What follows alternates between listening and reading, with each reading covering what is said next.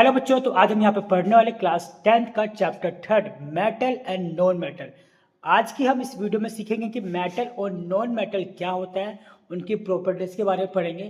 Chemical और physical properties होगी, हम उनके बारे में पढ़ेंगे। ठीक है, तो सबसे पहले देखो यहाँ पे लिखा है मेटल में। सबसे पहले देखो क्या लिखा है कि भाई physical properties of metal, chemical properties of metal and non metal oxide.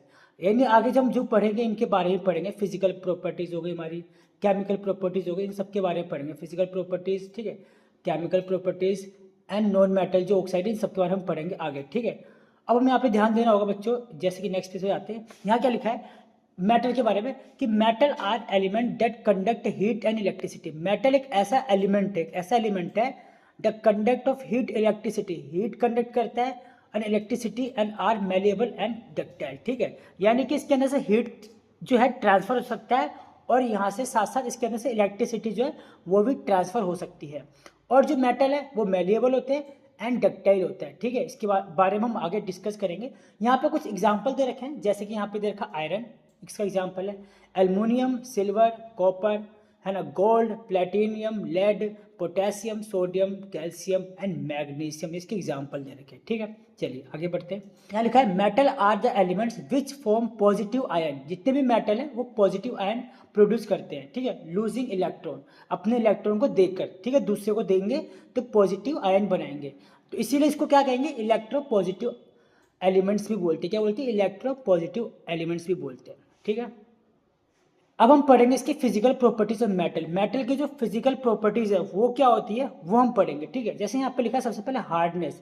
Hardness के बारे में दे रखा है कि फिजिकल प्रॉपर्टीज में क्या बोल रखा है, हार्डनेस के बारे में। ठीक है, अब हमें एक चीज समझना होगा कि मेटल, क्या सारे मेटल हार्ड होते हैं? बिल्कुल, देखो यहाँ पे बस कुछ चीजें लिखी है कि most of the metal are hard except alkaline metal. ठीक है, अब कौन से होते हैं एल्कलाइन मेटल? जैसे यहाँ पे लिखा है सोडियम, पोटेशियम और लिथियम, इनको छोड़ के जितने भी मेटल है वो सारे के सारे क्या होते हैं, हार्ड होते हैं। क्या होते हैं, हार्ड होते हैं। ठीक है, चलो, और ये लिखा है कि भाई ये जो मेटल है सोडियम, पोटेशियम, लिथियम, ये ऐसे मेटल है बहुत सॉफ्ट होते हैं, इनको हम इजिली नाइफ यानी चाकू से कट कर सकते हैं। क्या कर सकते हैं, कट कर सकते हैं। अब हम यहाँ पे बात करते हैं कि इसकी स्ट्रेंथ क्या है। ठीक है, most of the metal are strong, ज्यादातर जो मेटल होते हैं स्ट्रॉन्ग होते हैं। Have high tensile strength because of this big structure are made using metal such as the copper. क्यों होते हैं, क्योंकि कॉपर से बने होते हैं, आयरन से बने होते हैं, है ना, एक्सेप्ट सोडियम और पोटेशियम को छोड़ के, क्योंकि क्या होते हैं, सॉफ्ट होते हैं। ठीक है, अब यहाँ पे आता है स्टेट। मेटल का क्या स्टेट है, metal are solid at room temperature. जितने भी मेटल है वो हमारे रूम टेम्परेचर पे क्या होते हैं, सॉलिड होते हैं, एक्सेप्ट मरकरी को छोड़ के। मरकरी एक ऐसा मेटल है जो रूम टेम्परेचर पे लिक्विड में होता है, वो सॉलिड नहीं होता। यहाँ पे डिस्कस करते हैं साउंड। ठीक है, मेटल प्रोड्यूस रिंगिंग साउंड। जितने भी मेटल होते हैं वो रिंगिंग साउंड प्रोड्यूस करते हैं। ठीक है, अब देखो आप कहोगे सर मेटल तो प्लास्टिक भी साउंड प्रोड्यूस करता है ना, कागज पे भी मारेंगे, किसी डब्बे पे मारेंगे या लक्कड़ पे मारेंगे, उसमें से भी साउंड आएंगी, वो भी मेटल होगा। बट नहीं, ये बोल रहा है रिंगिंग साउंड। अब रिंगिंग साउंड क्या होता है, जैसे मैंने मान लो कोई बैल है या कोई लोहे की चीज पे मारूंगा तो उसमें से आवाज आएगी टन, ऐसे गूंजेगी। जैसे कि स्कूल बेल या फिर मंदिर में आप जाओगे घंटे को बजाओगे तो वहां पे भी उसकी आवाज गूंजेगी, तो ऐसे साउंड को रिंगिंग साउंड बोलते हैं। ठीक है, तो यहाँ लिखा है इसीलिए जितने भी मेटल है उसमें से साउंड प्रोड्यूस होते हैं, इसीलिए यहाँ पे लिखा है कि this is the cases that metal wire are use to making music instrument. जितने भी म्यूजिक इंस्ट्रूमेंट होते हैं उसके अंदर हम मेटल का ही यूज करते हैं, मेटल की वायर का यूज करते हैं। ठीक है, चलिए अब यहाँ पे लिखा है conduction. Metal are good conductor of heat and electricity. जितने भी मेटल होते हैं उसके अंदर से हीट एंड इलेक्ट्रिसिटी क्या होती है, पास होती है। This is the cases the electric wire are made of the metal. इसलिए ये बोला गया जितने भी इलेक्ट्रिक वायर है वो सब मेटल के ही बनते हैं, लाइक कॉपर एंड एल्यूमिनियम के ही जाते जो है वायर बनाए जाते हैं। ठीक है, चलिए मैलिएबिलिटी। अब इसको समझते हैं कि मैलिएबिलिटी क्या होती है। देखो पहले मैं आपको सिंपल या तो पढ़ लेता हूँ। पहले देखो metal are malleable, this means metal can be beaten, यानी से उसको पीटेंगे पीटेंगे। ठीक है, तो क्या होगा, इनटू थिन शीट, है ना, एक थिन शीट में कन्वर्ट हो जाएगा। Because of this property of iron is using the making big ship. ठीक है, अब देखो क्या बोला जा रहा है, जैसे मान लो हमने अपने घर में थालियां होती है, ठीक है, आयरन की थालियां होती होंगी, लोहे की, स्टील की, जो भी है, तो वो क्या होती है, वो क्या पहले से थाली के रूप में होती, नहीं होती, प्लेट के रूप में नहीं होती ना, वो एक क्या होती है, स्टोन यानी पत्थर के रूप में होती है। फिर इसको ले जाते हैं फैक्ट्री में ले जाते हैं, उसको क्या करते हैं, उसको पीटते हैं, इतना पीटते तो वो पतली सी लेयर ना बन जाए। ठीक है, तो जब किसी मेटल को पीट पीट के पतली सी लेयर यानी थिन लेयर ना बना दे, उसी मतलब बन जाती है, थिन लेयर के अंदर कन्वर्ट हो जाती है, उसी को हम बोलते हैं मैलिएबिलिटी। ठीक है, इसी तरह हमारा एक और आता है, वो है डक्टिलिटी। इसके अंदर क्या होता है, जैसे अभी हमने पढ़ा था कि मेटल को पीट के किस में बदलते हैं, एक लेयर में बदलते हैं। सेम यहाँ पे चीज़ है कि मेटल को यहाँ पे क्या करना पड़ेगा, यहाँ पे खींच कर, ड्रोन खींच कर हमें वायर में कन्वर्ट करना पड़ेगा। जो एल्यूमिनियम जो वायर है पहले से वायर के रूप में थोड़ा ना इसको बनाया गया होगा, तो ऐसी प्रॉपर्टीज को डक्टिलिटी प्रॉपर्टीज बोलते हैं। ठीक है, चलिए यहाँ पे लिखा है मेल्टिंग एंड बॉइलिंग पॉइंट। अब क्या होता है, metal have generally high melting and boiling point, ठीक है, एक्सेप्ट सोडियम एंड पोटेशियम को छोड़ के सारे मेटल का जो क्या है बॉइलिंग पॉइंट बहुत ज़्यादा, बॉइलिंग और मेल्टिंग पॉइंट बहुत ज़्यादा क्या होता है, हाई होता है। क्या होता है, हाई होता है। ठीक है, चलिए अब यहाँ पर लिखा है density. Most of the metal have a high density. Colour, most of the metal are grey in colour but gold and copper are exception. ठीक है, इनको छोड़ के सभी मेटल का कलर क्या होता है, ग्रे कलर में होता है। आगे अब यहाँ पे पढ़ेंगे reaction with oxygen. Most of the metal form respective metal oxide with reacting with oxygen. यानी जितने भी मेटल अगर ऑक्सीजन के साथ रिएक्ट करेगा, यानी मेटल ऑक्सीजन के साथ रिएक्ट करेगा तो क्या बनेगा, सिंपल सा ऑक्साइड बनाएगा। ठीक है, सिंपल सा ऑक्साइड। देखो मैं आपको एक चीज़ बताता हूँ, इस रिएक्शन को याद करने का तरीका, जो भी रिएक्शन आएंगे, देखो अगर यहाँ पे ना क्या है, दो बच्चे हैं, एक है यहाँ पे हाइड्रोजन है और एक है ऑक्सीजन। ठीक है, कभी भी कोई भी केस होगा ना, हर कोई ना यहाँ पे क्या होगा, ऑक्सीजन के साथ ना हर कोई दोस्ती बनाएगा। जितने भी लोग होंगे ऑक्सीजन के साथ क्या करेंगे भाई, दोस्त बनाएंगे, फ्रेंड बना लेंगे, ऑक्सीजन के साथ फ्रेंडशिप कर लेंगे। लेकिन ऐसा हाइड्रोजन के साथ नहीं होगा। ठीक है, यहाँ लिखा है दोस्त बना लेंगे, लेकिन हाइड्रोजन जब भी आएगा उसको अलग कर देंगे। देखो अब यहाँ पे देखो सिंपल सा, यह मेटल था या ऑक्सीजन है, तो ऑक्सीजन है ना, और ऑक्सीजन के साथ क्या होता है, दोस्त बनाते हैं, तो मेटल ऑक्साइड बन जाएगा। ठीक है, आगे भी इसके एग्जाम्पल खूब सारे मिलेंगे। अब देखो reaction of potassium with oxygen, अगर पोटेशियम का रिएक्शन ऑक्सीजन के साथ करेंगे तो क्या बनेगा, पोटेशियम ऑक्साइड कहलाएगा। ठीक है, reaction of sodium with oxygen, अगर सोडियम का रिएक्शन करेंगे ऑक्सीजन के साथ तो क्या करेगा, सोडियम ऑक्साइड कहलाएगा। ठीक है, reaction of copper metal with oxygen, अगर कॉपर का करेंगे तो कॉपर ऑक्साइड कहलाएगा। ठीक है, reaction of metal with water, metal form respective hydro oxide and hydrogen gas when the reacting with water. यानी लिखा है, देखो यहाँ पे क्या लिखा है, अगर मेटल का रिएक्शन वाटर के साथ करेंगे तो क्या बनेगा, metal hydroxide and hydrogen gas होगा। देखो हाइड्रोजन मैंने बोला था स्टार्टिंग में कि जो H2 होगा उसको हर कोई क्या करता है, नापसंद करता है, तो वहाँ पे क्या कर देंगे, उसको अलग कर देंगे। तो यहाँ पे वही चीज़ बोला गया है। ठीक है, आगे लिखा है most of the metal do not react with water.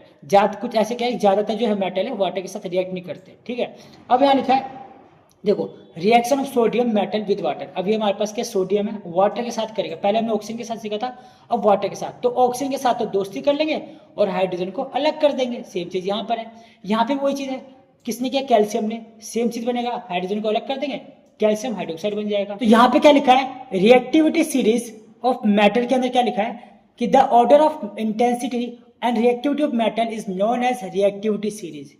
ठीक है, reactivity of elements decrease on moving from top bottom in a given reactivity series. यानी कि अगर यहाँ से यहाँ जाएगा तो क्या होगा, डिक्रीज होगा। क्या होगा, डिक्रीज होगा, टॉप टू बॉटम। इसको समझते हैं, यहाँ से ये रहा सबसे ऊपर, ठीक है, ये रहा हमारा सबसे नीचे बॉटम की तरफ है।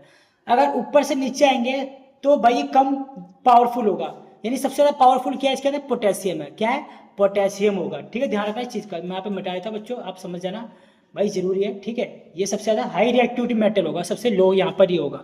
ठीक है, चलिए अभी यहाँ पे एग्जांपल यहाँ पे देखो, यहाँ पे क्या लिखा है, reaction of metal with solution of other metal. जितने भी मेटल है अगर वो अदर मेटल सॉल्ट के साथ रिएक्ट करेंगे तो क्या बनेंगे, देखो यहाँ पे लिखा है reaction of metal with the solution of other metal salt displacement reaction होगा। क्या होगा, डिस्प्लेसमेंट रिएक्शन होगा।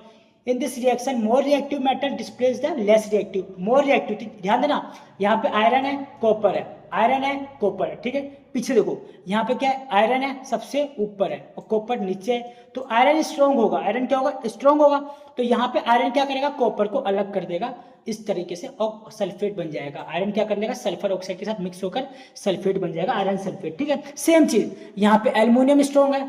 ठीक है, तो यहाँ पे क्या होगा, एल्युमिनियम इसके साथ रिएक्ट करेगा, कॉपर अलग हो गया। जिंक इसके साथ रिएक्ट करेगा, कॉपर अलग हो गया, क्योंकि ये सब क्या है, सबसे नीचे कॉपर यहाँ पे सबसे नीचे आता है। देखो कॉपर यहाँ पे सबसे नीचे आ रहा है, देखो यहाँ पे जिंक और एल्युमिनियम ये सब क्या सबसे ऊपर है, इसलिए कॉपर को अलग कर दे रहे हैं। ठीक है, चलो आगे।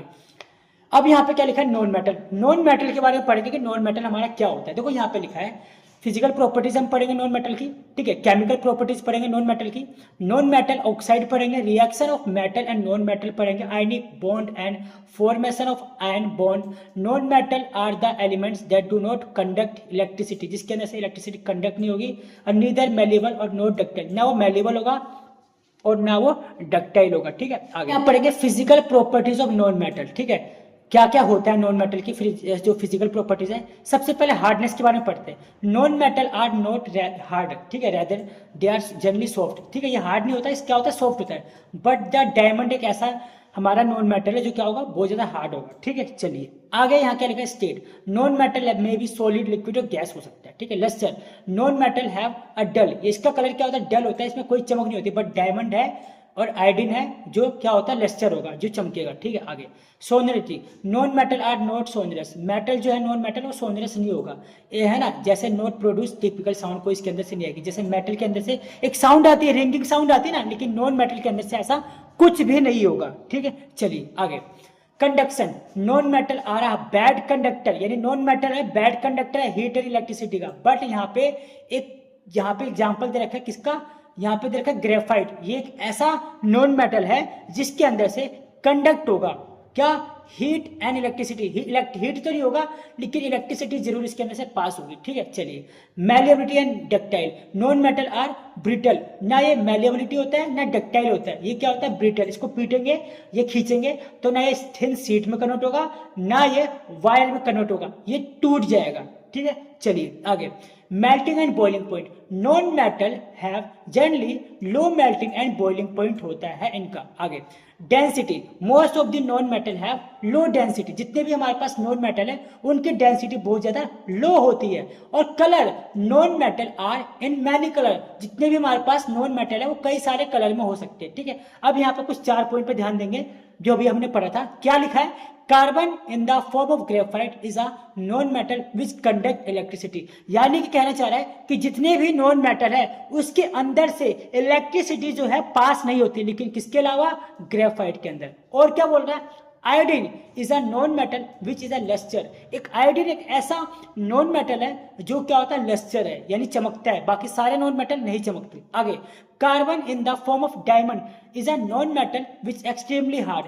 सारे मेटल जो सारे नॉन मेटल है वो हार्ड नहीं होते, लेकिन किसको छोड़ के, डायमंड को, क्योंकि डायमंड बहुत ज्यादा हार्ड होगा। और क्या लिखा है, diamond is a non metal which has a very high melting, diamond एक ऐसा नॉन मेटल है जिसका मेल्टिंग पॉइंट जो है बहुत ज्यादा हाई होता है और बॉइलिंग पॉइंट भी बहुत ज्यादा हाई होता है। इसी के साथ हमारी वीडियो यहाँ पे समाप्त होती है, ठीक है बच्चों। आपको वीडियो अच्छी लगी होगी। हमने यहाँ पे इसका फर्स्ट पार्ट कंप्लीट कर लिया, जहाँ पे हमने पढ़ा था कि भाई मेटल नॉन मेटल क्या होते हैं और मेटल की फिजिकल और केमिकल प्रॉपर्टीज पढ़ी है, और नॉन मेटल की हमने यहाँ पे फिजिकल प्रॉपर्टीज पढ़ी है, केमिकल नहीं पढ़ी। केमिकल हम पढ़ेंगे सेकंड पार्ट में, ठीक है, जहाँ पे हम सीखेंगे कि अगर कोई नॉन मेटल किसी के साथ रिएक्ट करता है तो क्या बनता है, ठीक है।